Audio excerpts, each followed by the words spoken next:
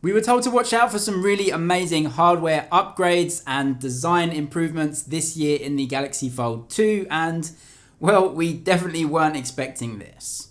So as we knew from leaks, the internal screen, the external screen, both getting bigger, better screen to body ratios, just a better improved design overall. And apparently moving away from that notch design we saw on the internal screen that was just a little bit ugly, took up a lot of space, moving to a cutout design, much smaller, much more screen real estate on there, which is amazing news, unless it looks like this.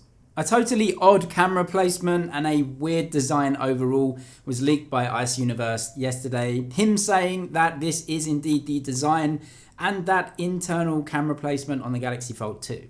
Not in fact where you would expect it in the top right hand corner, but sort of in the middle of one of the sides, which is totally strange until you actually think about it, and then it does make a lot of sense. So firstly, the phone, well, it folds in half, so absolutely nothing can go anywhere near the middle of the phone. That is reserved for the hinge. And then if we think about the phone as it should be thought of, which is actually two phones with a hinge in the middle, the left portion of the phone, if you're looking at it when it's open frontways, that contains the outer screen, which also has a selfie camera in the middle.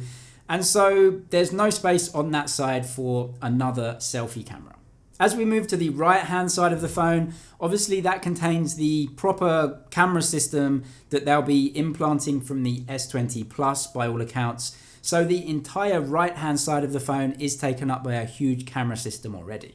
And if you look at pretty much any smartphone on the market, you'll see that the front camera and the back camera are almost never on the same side. I do know of a couple of exceptions, but they are placed quite high and quite low down on the smartphone itself, but there's just an obvious reason why you can't do that. There's just not enough depth in the phone to fit two camera systems back to back, and structurally it just can't be done. So if we think of the right hand side of the device as one single phone, the right hand side is taken up by the camera equipment, and so there's only really two places it can go, the left hand side or in the middle, and the left hand side is taken up really by the hinge and other components, so the only place for it is in the middle of that right hand side. But if we compare it to the original Galaxy Fold, you can see the cameras are in the exact same position. They've just managed to put it in a cutout now instead of having that huge notch.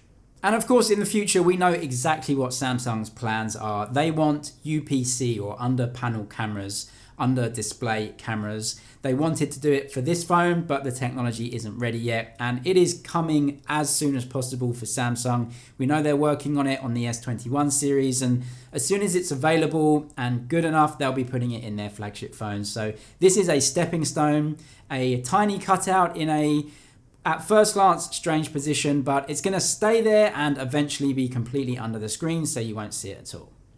Also in Samsung news though, and we get another leak of a possible second device, and we've heard those rumors of the Galaxy Fold Fan Edition, which is going to be more of a light version of the Galaxy Fold, trying to get the price down to more of a price that's similar to their other flagships, around about $1,000, maybe some slightly reduced internals, but the lower price. As you can see, the outer screen almost disappears really, and you just get a notification panel out there.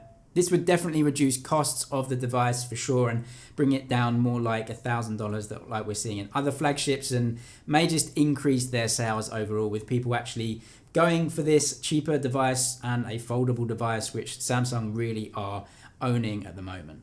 Definitely exciting though when it comes to foldables from Samsung. It's going to be a huge market in the years to come, and they are certainly first to it, that's for sure. But anyway, that is it for your tech news for today.